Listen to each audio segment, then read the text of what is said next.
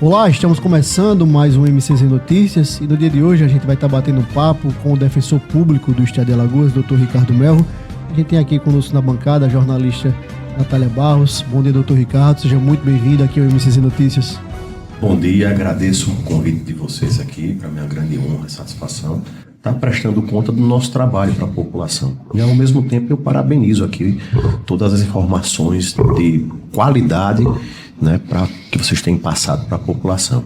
Muito obrigado. Doutor Ricardo, a gente que agradece a sua presença aqui no MCZ Notícias. Explica um pouquinho para a gente, né, para a nossa audiência que está nos escutando, nos ouvindo, nos quatro cantos do Estado de Alagoas, o que é a Defensoria Pública, o que faz um defensor público. Explica um pouquinho para a gente. A Defensoria é uma instituição criada na Constituição de 88 e veio para proteger a população mais vulnerável, mas não só a vulnerável economicamente, a vulnerável socialmente, informacionalmente, organizacionalmente, enfim. E diante disso ela vem se estruturando. A Alagoas ela ainda é muito jovem, é uma instituição que tem apenas seus 22 anos, né, aqui em Alagoas. Ela está crescendo, né, está se fortalecendo. É um jovem adulto. É um jovem adulto, tendo o apoio dos governos que passaram, tanto do Executivo, do Legislativo. E tem uma forte atuação no Judiciário, tanto nas questões sociais, de ordem pública coletiva, como também nas privadas, a exemplo da direito de família, na área criminal, né, na execução penal. Então, hoje é uma instituição fundamental, sem a qual muita gente fica prejudicada. E ela precisa, sim, ser sempre fortalecida, porque dentre todas as instituições é a que tem o menor orçamento. É a Defensoria Pública, quando você compara com as demais. Mas eu acredito que entrega um bom serviço. Obviamente que sempre tem que buscar aprimorar, receber as críticas. A crítica eu considero muito melhor do que os elogios, né? Porque a crítica corrige, você tem como refletir, analisar, ter humildade suficiente de reconhecer e tentar melhorar, né? E muitas vezes os elogios vêm disfarçados e termina levando você para um caminho que às vezes não tem volta, né? Termina corrompendo a pessoa no sentido de buscar o melhor para aperfeiçoamento para funcionar para a comunidade.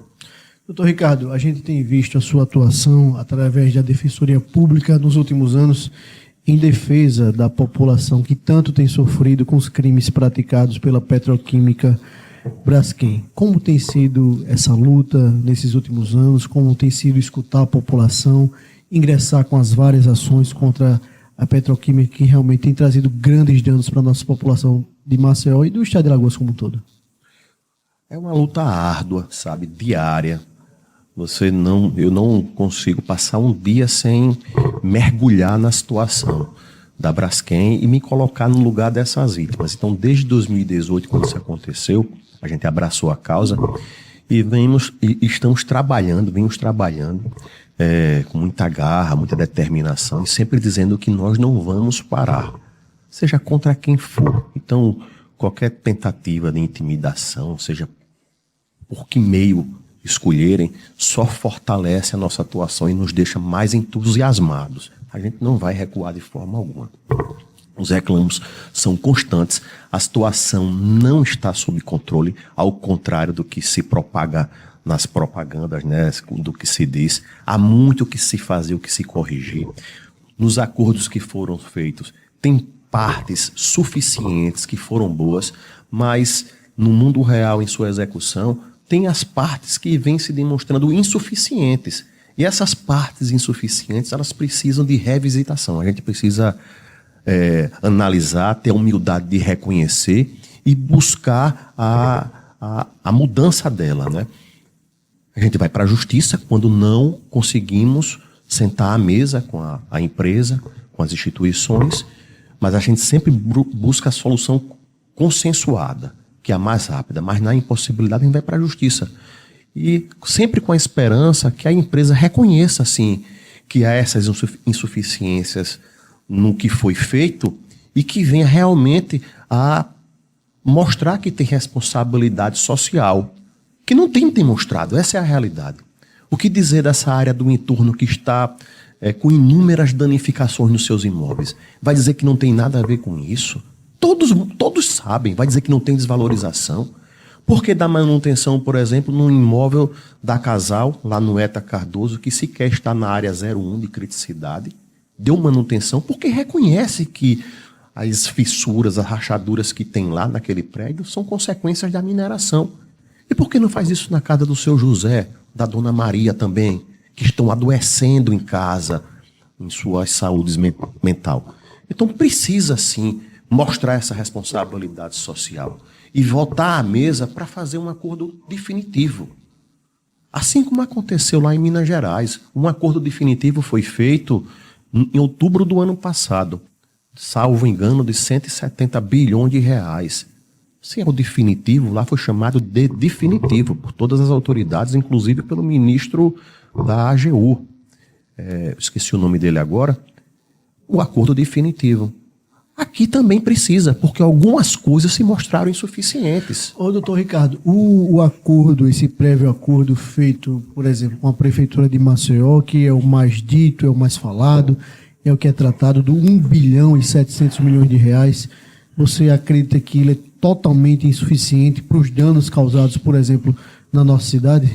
Olha, esse acordo foi feito para compensar a prefeitura, o ente, né, a pessoa jurídica, o município de Maceió, pela perda de seu patrimônio público, provavelmente de arrecadação também. Mobilidade. Né? Tudo isso, né? Asfalto, meio-fio, poste, escolas, equipamentos. Então, foi feito...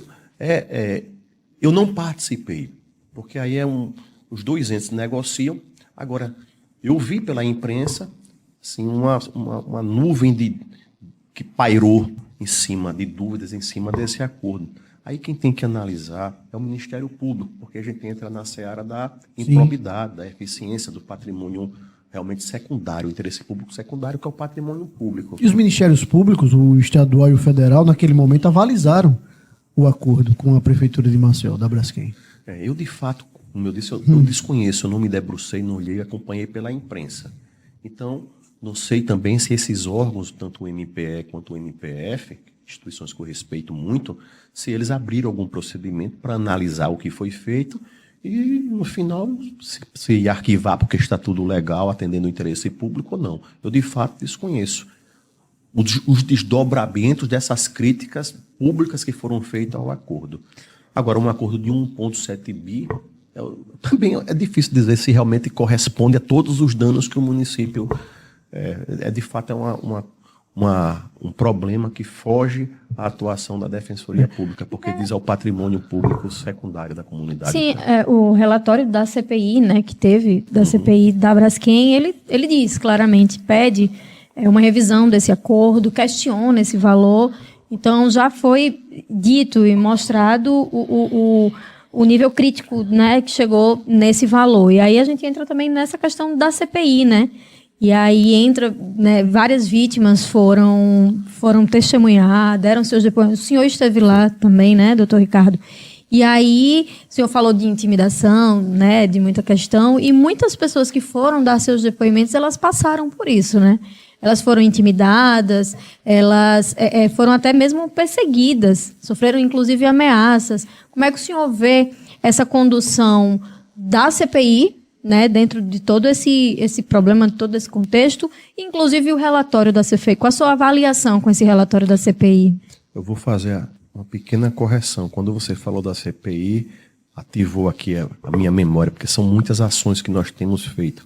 Em relação ao acordo, a gente tratou de um ponto, que foi do Fundo de Amparo ao Morador, o FAM, o famoso FAM, que o prefeito à época, a prefeitura à época, divulgou para todos que, com a criação desse FAM, iria destinar esse recurso exclusivamente para as vítimas, né? Ia fazer um grande projeto.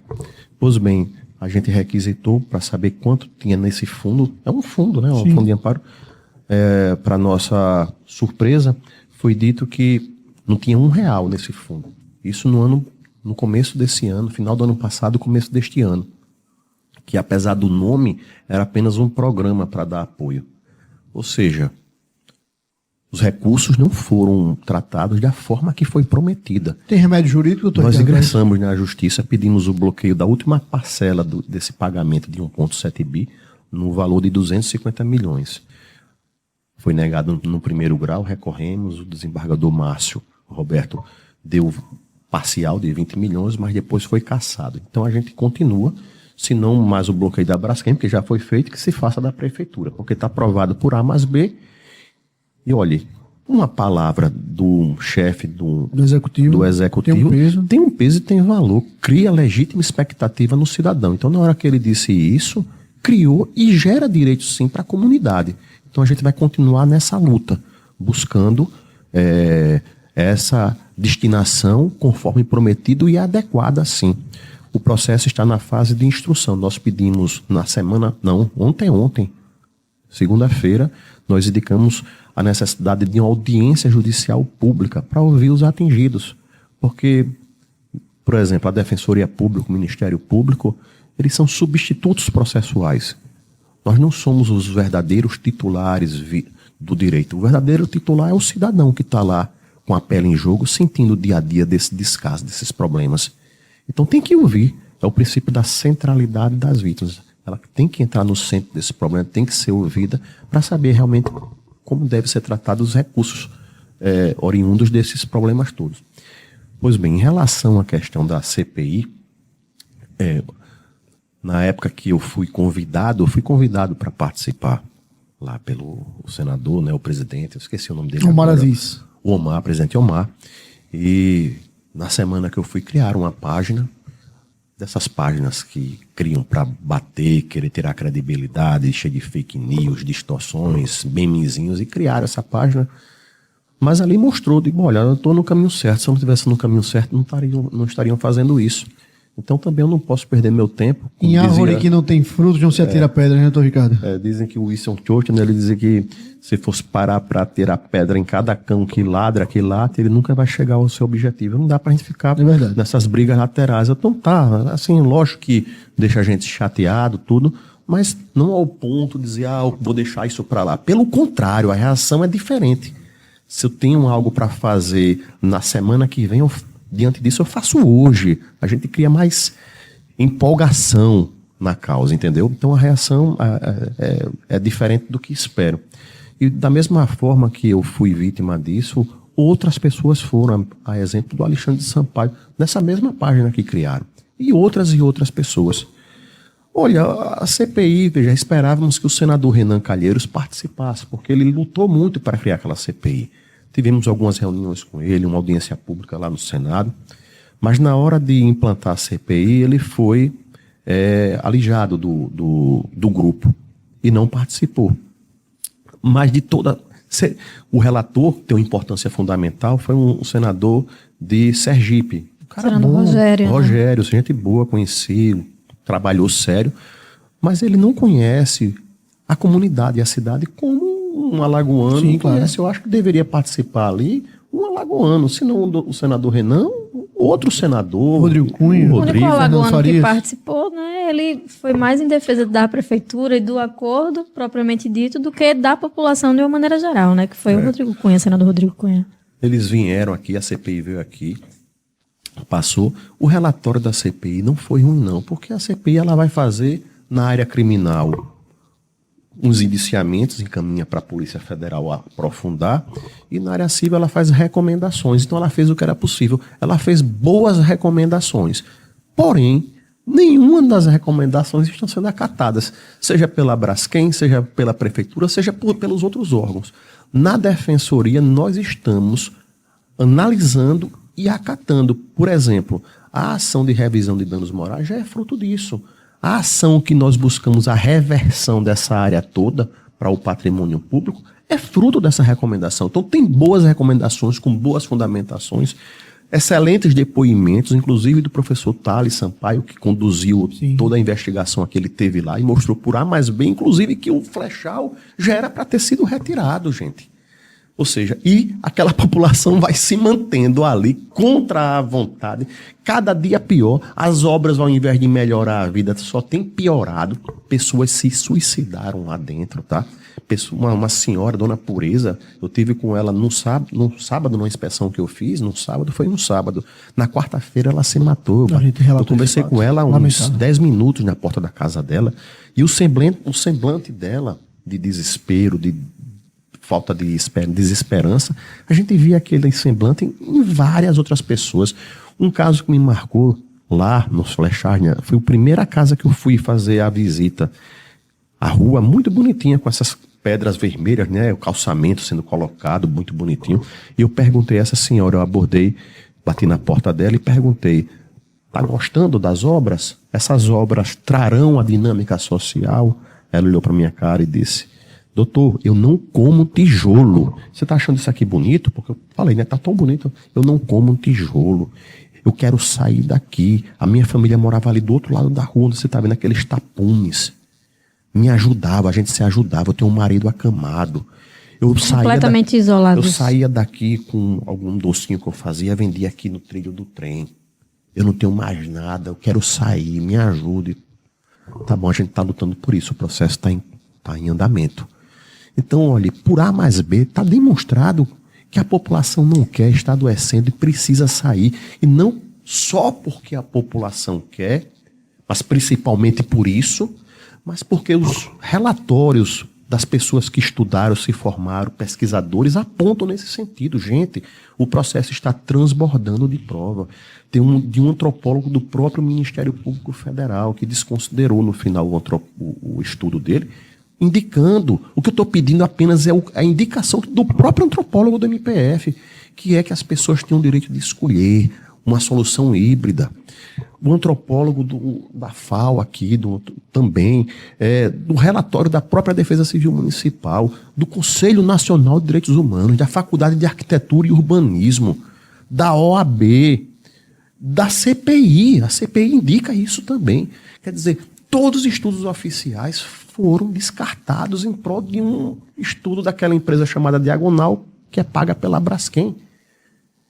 E não consideraram essas pessoas porque são humildes e tratam elas como se fossem tuteladas. Pessoas incapazes de saber o que é melhor para suas vidas. Doutor Ricardo, diante disso, diante dessa sua fala, dessas colocações, a Defensoria Pública, ela sente falta, por exemplo, de uma atuação mais arrojada do Ministério Público, por exemplo, estadual, federal, em relação a essas vítimas que permanecem nesses locais? Olha, a gente caminhou com a Força Tarefa no início e meados de 2020, final de 2020, a gente optou por sairmos e trabalharmos algumas questões separados. Eu chamaria isso de conflito de visões. Por exemplo, eu acho que a gota d'água para isso foi uma cláusula no segundo termo de acordo, que nós lutamos muito para que ela fosse inserida, que era a alternativa de realocação para as pessoas que estavam na área 01, que era de monitoramento. Os outros órgãos eram contra, mas a gente insistiu, porque ali a Braskem até dizia nos estudos que ela encomendou que era a área de provável realocação. Provável no futuro. Não, se você já está dizendo isso, não dá uma escolha a essas pessoas. E houve uma divergência muito grande. Eu acho que a partir dali não ficamos bem e optamos. E respeitamos demais todos os profissionais, eles querem sim o melhor para a população. Agora, há esse conflito de visões. No caso dos Flechards, por exemplo, a gente discorda totalmente do acordo que foi feito. E estamos fazendo o que a comunidade nos pediu para fazer. E a gente não pode se furtar do nosso dever. Defendendo a coisa pública. Defendendo a coisa pública e o interesse da população. Óbvio que a gente não deve usar a ação civil pública de qualquer forma. A gente tem que ter muita responsabilidade porque mexe em N situações. Por isso que a gente não entra tão rápido com a CP, em regra. Depende da situação, mas em regra não entra. Porque a gente precisa refletir, aprofundar os fatos, fazer audiência pública, ouvir, caminhar na comunidade onde tem problema para realmente absorver um pouco do que eles estão passando e fazer uma formulação de opinião e uma vez a gente se convencendo, a gente vai contra tudo e contra todos. E tivemos que fazer. Agora todos têm que ter maturidade para entender isso, que não há nada pessoal. Agora, em função dessa situação, não pode ser coincidência, quando a gente ingressou com essa CP dos flechais, contestando algumas cláusulas desse acordo que foi feito, os outros órgãos que atuam na justiça passaram a ser contra todas as ações que nós estamos fazendo.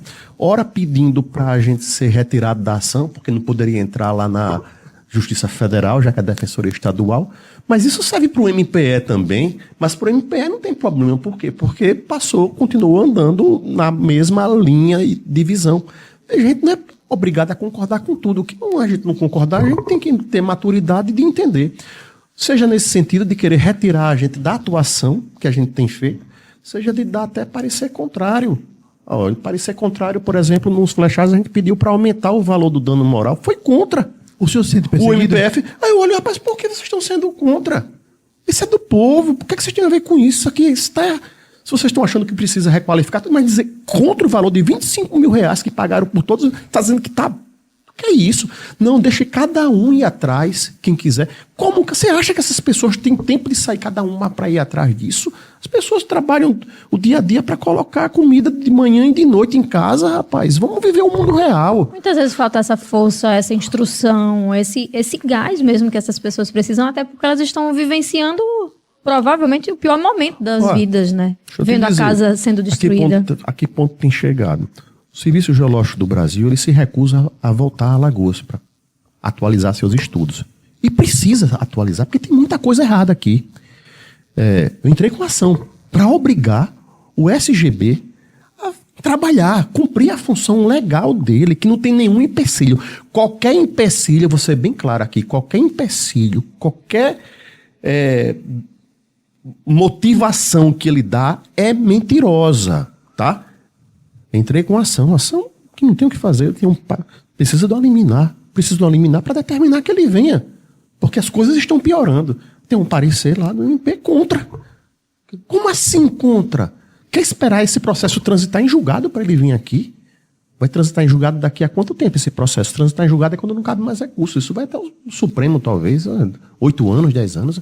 Quer dizer, são situações assim que foge a razoabilidade. Você se sente perseguido, doutor Ricardo? Não sinto perseguido, não. Eu sinto apenas que há uma disputa com a Defensoria Estadual que não deveria haver. Porque a Defensoria não está disputando protagonismo com órgão nenhum, não. O que a gente está trabalhando é para a comunidade, que é a mesma finalidade das outras instituições. Então não tem essa disputa de protagonismo, de vaidade, de nada disso. Agora, é bom senso para dizer, peraí, esse pleito aqui está correto, o objeto dessa ação é correto, é justo, é legal, porque você pode divergir, entendeu? Em um caso ou outro. A única coisa que nós divergimos foi na questão dos flechais, na questão dessa cláusula também no segundo termo de acordo, mas o resto todo mundo concorda, entendeu? Agora fica nessa como se fosse uma espécie de disputa ou retaliação porque não concordou com algum problema, e isso está explícito na atuação, nas manifestações dentro do processo, porque a Defensoria abandonou a força-tarefa ocasionalmente, circunstancialmente, em determinados momentos. Nos flechados não tínhamos como participar daquele acordo porque a gente não concordava. Então eu acho que precisa sim dessa, digamos assim, do bom senso, sabe? Do bom senso, humildade, porque temos do outro lado uma gigante, uma multinacional, um poder capital, um capital imenso, certo? Com escritórios, os melhores escritórios do país, que tem grande lobby em todo o judiciário. Então, veja, se a gente não se une para atuar, ou seja, quem ganha com essa divisão não é a população, isso eu tenho certeza. Eu queria perguntar, a Braskem, ela se beneficia desses impasses entre os órgãos? De certa forma, sim.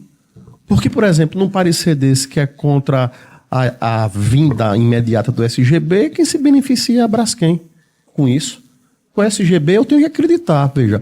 Ele fez uma nota técnica que eu divulguei, uma nota que foi engavetada por todos em 2022, a nota 4, gravíssima, apontando diversos problemas aqui na condução dessa situação. Eu descobri, como eu faço em todos os casos, de a mais ampla divulgação. Tirei da gaveta. Essa nota passou 3 dias no saque e sumiu. Eu desafio que me mostrem o diário oficial onde foi publicado. Não foi publicado por ninguém. Então, como está a situação se em 2022 o SGB já apontou várias falhas aqui, como não está de lá para cá? Entendeu? Então, veja, prejudica a medida que é contra essa vinda imediata, esse retorno imediato. Agora, tem algumas coisas interessantes, saindo um pouco disso. A gente tem dado essa ampla divulgação nas redes sociais, conseguimos, eu acho que, furar uma bolha que a Braskem criou, a sua máquina de propaganda, no sentido de que está tudo sob controle, que tem esse mundo maravilhoso dos relatórios, que eu chamo. E a gente tem mostrado o mundo real, e o mundo real se impõe. E a imprensa começou também a reverberar tudo isso. Mas nas redes sociais, algumas pessoas me entraram em contato comigo, aqui do Brasil e fora do Brasil. Pós-doctors em geologia, pessoas muito respeitadas em suas áreas de atuação, professores. E eu consegui colocar essas pessoas em uma sala virtual e fez essa equipe. Eles queriam colaborar, porque eles estavam vendo pelas imagens que tem algo muito errado acontecendo aqui, fora de controle. E aí, doutor Ricardo, eu quero fazer uma pergunta bem direta e objetiva. Doutor Ricardo Mel, ainda tem bairros afundando em Maceió, Pinheiro, Farol? Veja, esses profissionais se colocaram à disposição. Eu requisitei todos os dados científicos de interferometria, recebi esses dados todos e disponibilizei para eles. Google Drive e tal, está à disposição deles. Em troca, mas esse pessoal tão graduado de fora, na Alemanha, Itália, no sul do país, está fazendo isso de graça. Não, eles querem os dados daqui para fins acadêmicos. Os dados são públicos e devem ser compartilhados por força legal e por força dos próprios acordos que fizemos. Então, nós disponibilizamos, porque o que está acontecendo aqui é ímpar. É o maior problema em área urbana do Brasil, da história do Brasil, e talvez do mundo no momento. Então, todos querem dessa área. E eles já estão concluindo esse estudo. O que eu posso dizer de antemão é que eles, pelo menos assim, eu não sou um leigo, mas nas poucas reuniões que eu participei, eles criticaram e colocaram assim, em dúvida essa metodologia que está contendo esse problema dessa área afetada. E ela é tão evidente quando você vai a campo visitar, que a área dá a sensação de subdimensionamento a todos. Quem mora na sua casa... Você está em loco vendo isso diariamente? Diariamente, que vê as rachaduras aparecerem, que não estava no dia anterior e apareceu no outro dia. E é sempre muito rápido, né, doutor aqui Ricardo? Nessa rua aqui é, né, Miguel Palmeira. Eu Exatamente. estive aqui há cerca de 20 dias, em 2 prédios aqui na frente, um pouco na frente, logo após as chuvas, aquela tempestade que houve. As pessoas, eu fui lá, o prédio, em uma semana apareceram várias rachaduras. Eu saí andando aqui, subindo as escadas, a rachadura começava no térreo, seguia até o último lá, nos apartamentos, coisa que não existia. E parte dessa rua, doutor Ricardo, está indenizada pela Braskem. Está indenizada, exatamente, lá no final. Como, por exemplo, o batalhão da Polícia Militar aqui está indenizado também, mas aí tem o Mariana Portela, aí tem a ADEFAL, ou seja, no perímetro, ali numa área de 30, 40 metros de distância, é algo inimaginável. Como se diferencia o que é para entrar e o que ainda está podendo ser habitável ali? É essa a interrogação que todos colocam. Porque essa metodologia de afundamento de 5 milímetros ao ano, para considerar grave, ela não tem amparo internacional. É isso que eu entendi. Mas tinha amparo da Braskem. Foi feito aqui. Foi feito como uma luva para aqui. Não tem nenhum amparo, não tem nenhum protocolo internacional. Já falei isso várias vezes e espero a contestação aí dos técnicos da Defesa Civil, Nacional, Municipal, da Braskem, do SGB. Não tem. Porque, olha, o que eu entendi é o seguinte, a velocidade pode ser menor de afundamento. Pode ser de 3, de 2 milímetros ao ano.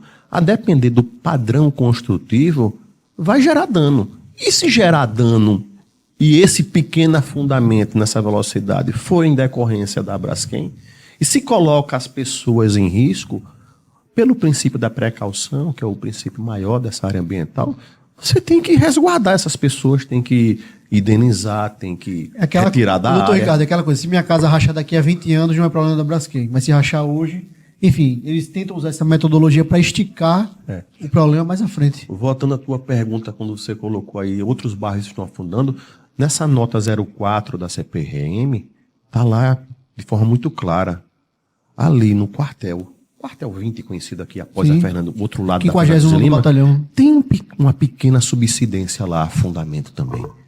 Então, veja, seja, Fernandes vai Lima. pra gruta, chega na gruta. E toda essa área pode até não ter danificação, fissura, trinca, mas já sofre o dano da desvalorização. Claro, Daí a perfeito. ação que nós ingressamos na semana passada para indenizar todo esse entorno. Entendeu? Veja, na audiência pública, muitas pessoas levaram já relatórios, outros contrataram engenheiros, corretores para fazer. Eu prefiro do corretor, porque é o profissional que trabalha assim com o mercado imobiliário. A desvalorização de 40%, 60%, 50%. E mais recentemente eu tive no Cresce, conversei, entreguei um ofício pedindo essas informações e eles foram bastante claros. Ó, isso aqui era uma área de franca expansão e estagnou-se por conta do medo, do afundamento. Ninguém... vamos trocar em miúdos.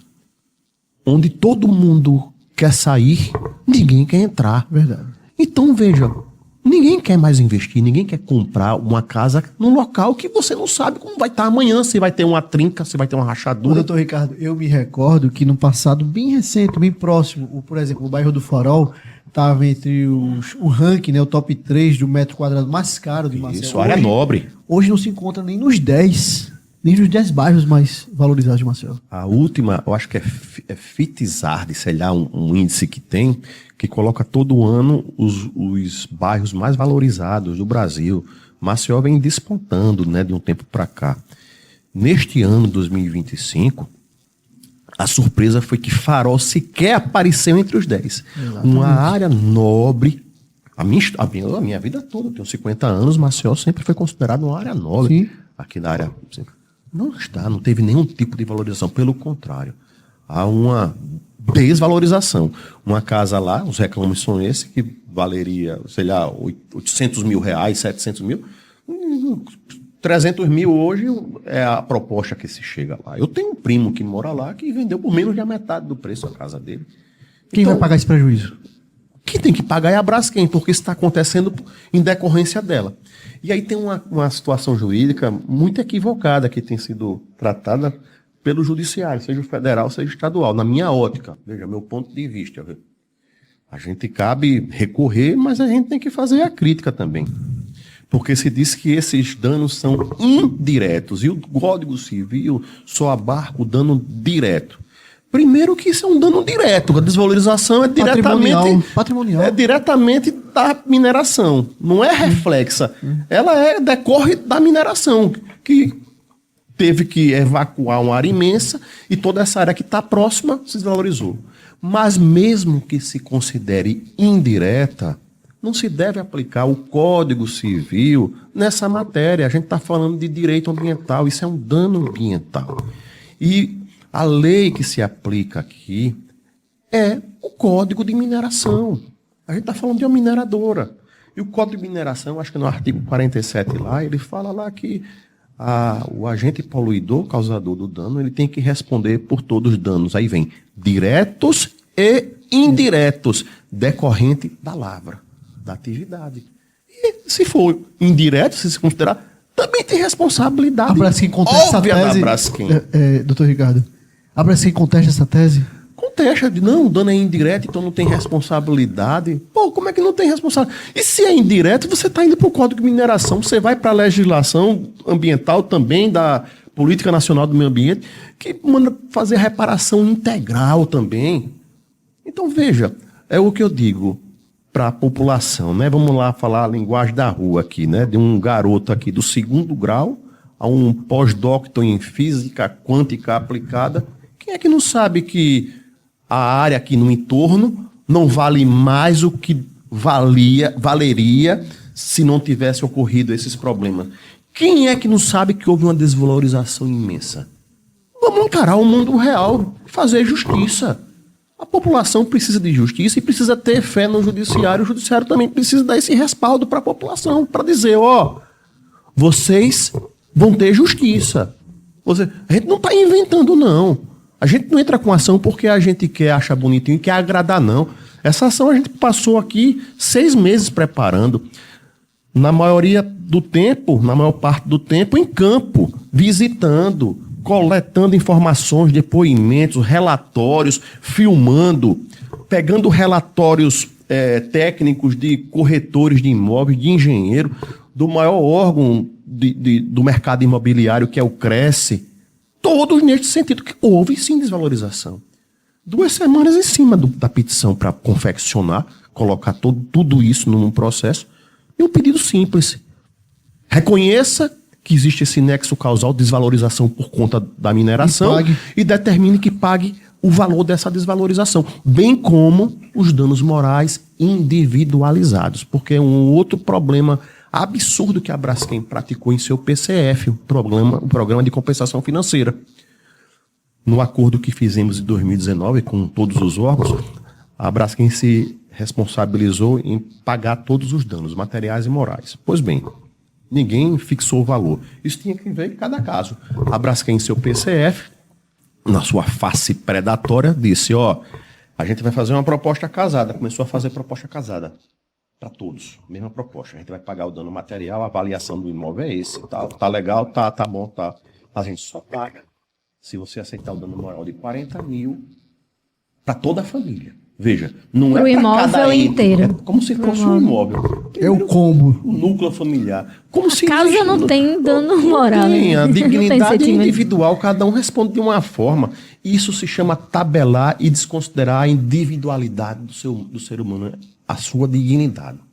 Isso tem decisão do Supremo, do STJ, nem se discute. Por isso que ingressamos com a ação para fazer a revisão de todos esses danos. Porque ali, feriu a chamada eficácia horizontal dos direitos fundamentais, que se aplica entre entes particulares, que é no caso o Braskem, um ente particular com o cidadão. E ela tratou as pessoas de forma desigual. Ou você vai dizer que é tratar igual porque deu 40 mil reais para todo o núcleo familiar. Você diz que isso é igual quando tem uma cidadã que morava há 40 anos lá e vai receber o mesmo que o cidadão que morava há 6 meses. Um cidadão que desenvolveu um problema de saúde mental e o outro não desenvolveu. Uma casa que tinha 2 pessoas, quando você divide por cabeça, dá 20 mil. Outra por 5 pessoas, entendeu? Vai dar 8 mil. Então, feriu a igualdade. Então, feriu a Constituição diretamente na sua eficácia horizontal. Feriu o Código do Consumidor, porque é abusivo esse tratamento. Essas propostas são abusivas. Então, são cláusulas nulas de pleno direito. Estou falando de nulidade absoluta, de inconstitucionalidade, e vou falar também de anulabilidade, que é outra categoria. Quando se aproveitou do estado de perigo dessas pessoas, tá? Da necessidade delas, e disse, se vocês não aceitarem, vocês vão ter que procurar a justiça. Na justiça vocês vão demorar 5, 6, 8, 10 anos, e as pessoas na necessidade, no medo, tiveram que pegar esse combo, porque senão não sairia da sua casa ou da casa do seu parente que já estava morando, porque o aluguel também não dava para a pessoa ficar no imóvel. Então foi abusivo isso, está na justiça, está caminhando esse processo, vai agora para instrução também. A Braskem quer matar todos esses processos em seu nascedouro. Ela levanta várias preliminares para ser extinto o processo. O juiz está rejeitando essas preliminares, ela tem recorrido, tem perdido, porque sequer quer discutir. Mas o processo está indo, está andando, e as pessoas perguntam, mas você acha que vai ganhar? Eu acho que vai ganhar, o direito é muito bom, eu acredito na justiça. Às vezes você fica chateado, mas você não pode perder a fé. E a gente tem conversado com o juiz e mostrado a realidade e levado para os autos o mundo real, que é muito diferente, João, do mundo maravilhoso dos relatórios. Verdade. Como é que você leva isso? O link. A gente peticiona e coloca o link lá com os juízes para o juiz acessar e ver tudo isso que a gente tem demonstrado. Se o mundo real está diferente do mundo do relatório, eu não vou brigar com ele, com o mundo real. Eu tenho que brigar com o relatório. O mundo real está ali. Então não adianta eu brigar com fatos, não. Eu vou brigar com o relatório, está errado. E em breve a gente vai ter um relatório interessantíssimo, acredito, não conheço ainda a conclusão, mas se não este mês, no início do próximo mês, um relatório de pessoas de professores renomados no Brasil e no exterior. E eu acho que vem novidade por aí. Doutor Ricardo, quando você fala de justiça, a gente da imprensa sempre questionou ao longo desses anos, né? Quem são os CPFs por trás da Braskem? Nome de diretor, gerente, relações institucionais, as pessoas que comandavam as operações de perfuramento em Maceió. Enfim, quem são os CPFs por trás das atuações criminosas da Braskem? Se existe algum remédio jurídico, se existe como essas pessoas responderem de forma civil, criminal, perante tudo que vem acontecendo em Maceió? Olha, às vezes eu me deparo com isso, porque a gente fica aqui trabalhando com a pessoa jurídica, né? A Braskem, como se fosse um ser que tivesse vida própria, mas tem pessoas os tentáculos ali, da Braskem, né? Tem pessoas por trás que dão as ordens, né? Sim. Isso aí a gente vai entrar na seara criminal. E aí quem pode responder de forma precisa é a Polícia Federal, porque tem um inquérito lá aberto. Sim. Salvo engano, foi concluído. Eu não tive acesso, porque os inquéritos correm em sigilo, né? Correm em segredo. E deve estar, já indiciou alguns CPFs, né? E a gente não conhece, não sabemos ainda se tem uma ação criminal ainda, porque concluído o inquérito, vai para o Ministério Público, no caso federal, tá? Para analisar ou determinar novas diligências ou dizer que está bom e preparar uma denúncia e denunciar as pessoas, daí as pessoas vão virar réu. Eu não tenho essas notícias, mas é um bom questionamento que eu me faço também, eu tenho muita curiosidade em saber.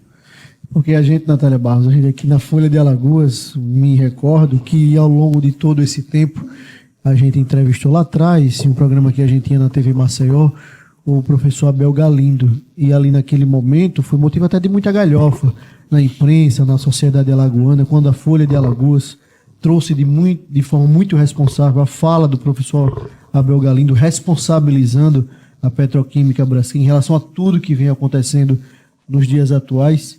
E ali, posteriormente, foi provado e comprovado que a fala do professor Abel Galindo estava totalmente correta. Então, essas pessoas que tripudiaram em relação àquela informação naquele primeiro momento, tentaram silenciar a imprensa com mídia publicitária paga em TV, rádio, televisão, hoje podem estar indiciadas pela Polícia Federal.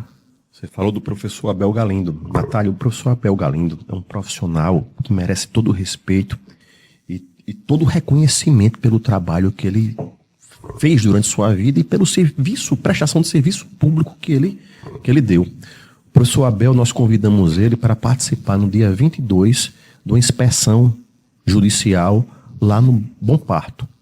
Aí eu já me recobrando aqui a memória, a gente falando desses problemas entre as instituições, no Bom Parto existe uma ACP buscando a realocação da área 01, com base nessa cláusula que foi fruto de disputa em 2020, que nós queríamos e os outros não queriam, que é a possibilidade de realocação do 01. E fizeram uma ótima ação, MPF, MPE, DPU, excelentes profissionais, qualificadíssimos. Não tenho nada para falar sobre a atividade, a probidade, a honradez desses profissionais. Temos divergências, conflitos de visões. Também temos muitas opiniões, visões também que caminham junto. Pois eu fui procurado pela comunidade do Bom Parto, este ano também, dizendo que você só vai lá nos flechagens, doutor Ricardo, vem aqui também. Inclusive, numa audiência pública que fizemos no Flechal, no começo do ano também, a pedido da comunidade, a maioria das pessoas que estavam lá era do Bom Parto, pedindo para a gente ingressar também no caso. Eu não tinha ido lá ainda e nem entrado, porque já existia uma ação dos outros. Então, tem tanto problema, se já estão tratando, eu vou tratar de outras. Mas se houve esse pedido, a provocação formal, pela associação da comunidade, eu digo, eu vou. E fizemos uma inspeção lá, que realmente repercutiu muito, porque as rachaduras nos imóveis dava para você atravessar a parede e falar com quem estava. É absurdo, a situação mesmo de calamidade nessa região. E eu fui me guiando nessa inspeção por um mapa chamado Mapa de Feições, que eu tive acesso, onde mostra as fraturas nos solos. Onde tinha fratura no solo, em tempo real eu ia, tudo danificado. A partir daí nós ingressamos, atravessamos a petição nessa ACP que estava correndo dos outros entes, levando o mundo real para dentro do processo e pedindo, solicitando o juiz para participarmos da ação na qualidade também de litisconsorte ativo, ou seja, entrar como autor, como a lei permite. Sim, claro. Veja, está o MPE, o MPF e a DPU, 2 órgãos federais e 2 órgãos federal e 1 estadual. E com a materialidade das ações ali? Coloquei tudo isso lá. O juiz marcou a comunidade me chamou para conversar com o juiz, queria que eu fosse, eu fui tivemos a reunião. Daí surgiu uma outra reunião, o juiz pediu, chamando todas as outras instituições, mais gente da comunidade, lá na Justiça Federal. E lá na Justiça Federal, a comunidade me pediu, doutor Ricardo, faça um requerimento aqui na frente do doutor André, para ele ir lá. André Granja. Inspeção judicial. Eu vou fazer. Os outros órgãos também estavam. Nisso aí, eu fiz esse requerimento, pedi a tutela antecipada para poder determinar a realocação também e tal. Mas eis que os outros órgãos entram pedindo para que me retirasse, que não era para eu participar do processo. Rapaz, eu estou aqui ajudando, trazendo provas. Veja, para o MPE, que é estadual, não tem problema, mas a DPE tem. Ou seja, tudo por conta do problema que surgiu dos flechados e do segundo termo de acordo, que é o fundamento da ação, que tem a minha assinatura, inclusive. Então veja a que ponto chega. O juiz não concordou, mas não me deixou ficar como parte, colocou como amicus curiae, amigo da corte, para colaborar, levar opiniões, levar documento, prova. Sem a possibilidade de ter a materialidade de peticionar. Mas eu tenho peticionado. E o juiz acatou a inspeção judicial. Nós fizemos, o DPU com os outros órgãos também fizeram o mesmo pedido, mas eu fui solicitado e vou continuar fazendo. Então veja, o que eu estou dizendo, termina, no final das contas, beneficiando só a empresa, porque a gente tem aqui o mesmo propósito de ajudar a essas pessoas. Agora, veja, uma instituição privada, uma associação pode entrar, não tem problema, a Defensoria Pública não pode, gente. Vamos parar. Enfim, é uma coisa assim, sabe? Que a autoridade legal é totalmente questionada, né? É demais. Mas, desculpa, eu fugi da pergunta, Natália. Foi você que fez, não foi? Sobre essa questão do bom parto, foi? A gente estava falando, doutor Ricardo, sobre a questão também dessas pessoas que estão ali em torno, tipo, uma solução prática para isso hoje. Como é que essas pessoas vão ficar? Como é que a Defensoria vê uma solução mais prática, pragmática para essa população? E mais rápida também, né, João? O caminho mais rápido é a Braskem ter a humildade, o compromisso social de sentar à mesa novamente e buscar um acordo definitivo. Não sendo possível, o caminho é do judiciário, tem o seu tempo próprio, pelos prazos mesmo que a lei impõe, tá? Os recursos que existem, e vai demorar. Então a ação a gente já tem para os flechais, tá? Temos a ação da revisão de danos morais, temos a ação do cemitério lá da região, temos a ação da reversão da área, a ação da indenização do entorno, da desvalorização da FAM, dos do Fundo de imóveis. Amparo ao Morador, da desvalorização.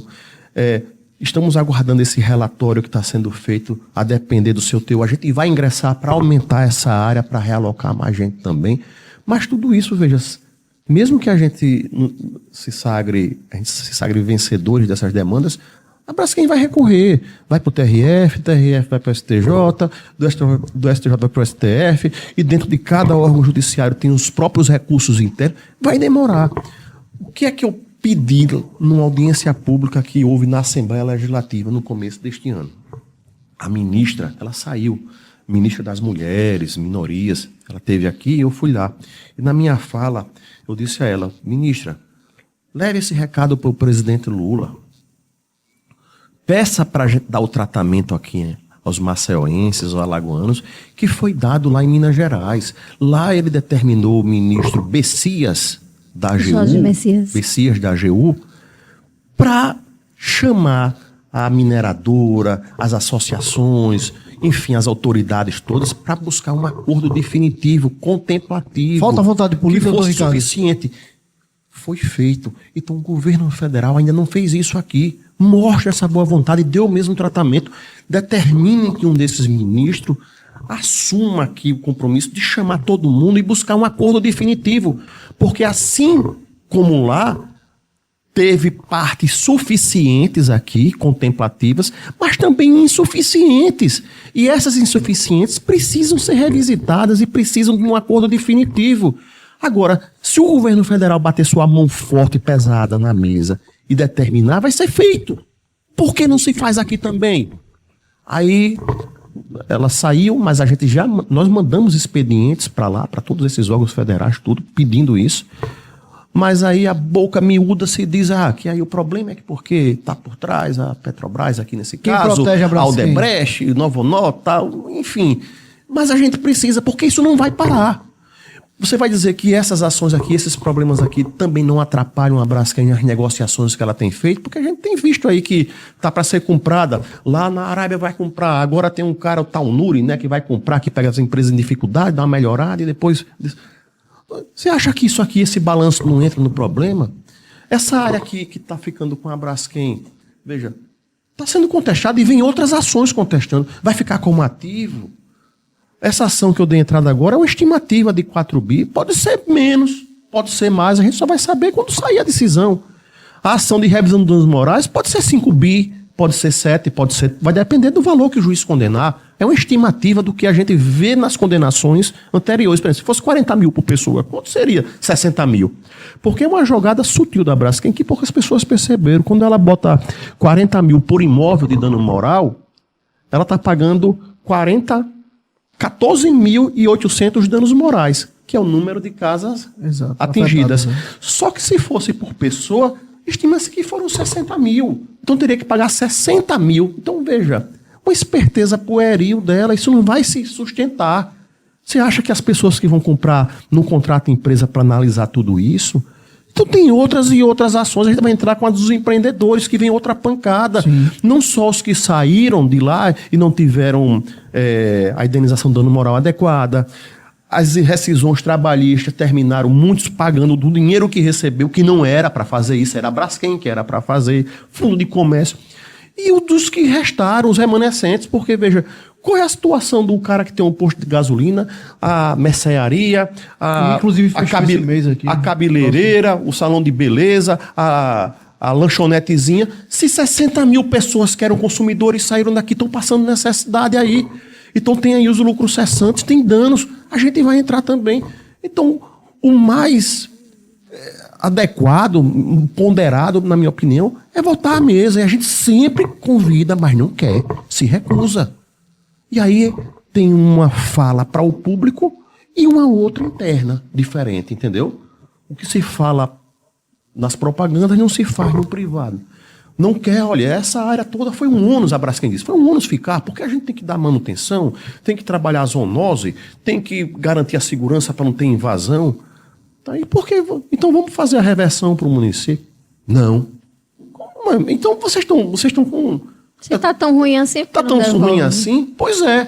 E mesmo, veja, se ficasse com o município como tem que ficar, quem tem que fazer todo esse trabalho de zeladoria, digamos assim, é a Braskem, porque foi ela que causou e a reparação tem que ser integral. Então não precisa, isso é uma falácia quando diz, olha, a gente teve que ficar com a área porque a gente tem que fazer toda essa limpeza, demolição, cuidado, essa questão de afundamento. Não precisa ficar. Teria que fazer de uma forma ou de outra. De qualquer forma ela teria que fazer. Agora, num acordo, tem essa transferência, nós passamos esse acordo, porque foi o possível fazer, senão a gente não teria feito o acordo. Tem cláusula lá que a gente não dá, mas se não fizer, a gente vai passar aqui na justiça 20 anos discutindo qual é o juiz competente, se é o federal ou o estadual, e as pessoas aqui correndo risco. Agora, passado isso, e a gente verificando a insuficiência e os equívocos que ocorreram, a gente tem que sim que se revisitar.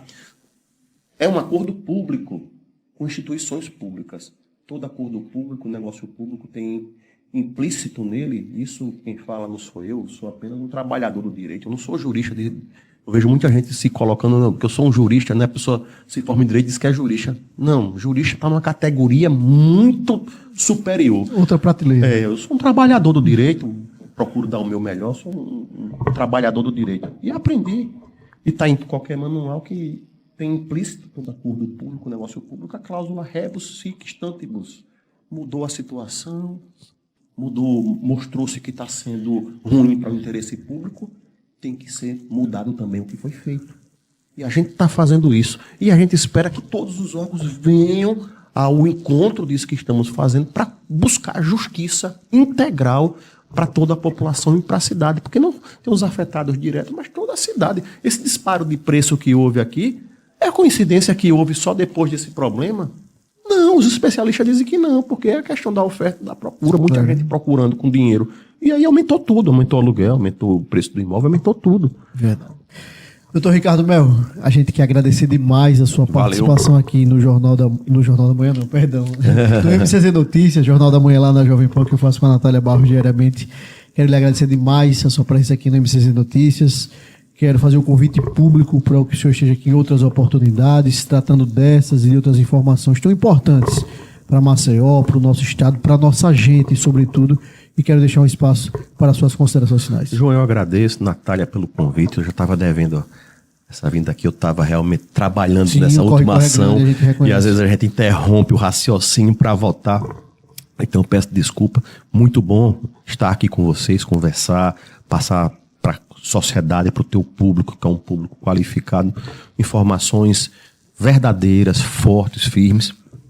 E dizer para a população que a gente não vai parar, a gente vai continuar nessa luta. E eu digo mais, veja, esse é um processo que eu gosto demais. As pessoas perguntam, você não está cansado? É um problema desse tamanho? Eu adoro esse problema, tá? Porque a injustiça é muito grande. E a gente não é uma questão de berço, não suporta injustiça. Então essa é uma ação que me faz muito bem, me empolga muito. Me motiva demais. Eu adoro esse processo. Cada dia mais empolgado. Após 20 anos de Defensoria Pública, eu acho que eu nunca tive tão empolgado como eu estou agora. E tenho 50 anos de idade, só saio na compulsória com 75 anos e vou me dedicar diariamente, se for o caso, para este caso, para essa situação. Então não vou deixar esse processo. Não adianta ninguém vir pedir, vir com recadinho, intimidação. Pelo contrário, só nos motiva e a gente vai continuar cada vez mais firme aí em busca de justiça para essa população. Doutor Ricardo, obrigado. A gente agradece enquanto imprensa e também enquanto cidadão pela sua dedicação, pela honradez no qual você exerce o seu mistério na Defensoria Pública do Estado de Alagoas. Quero agradecer a minha companheira de bancada, Natália Barros, e até o próximo MCZ Notícias. Tchau, tchau.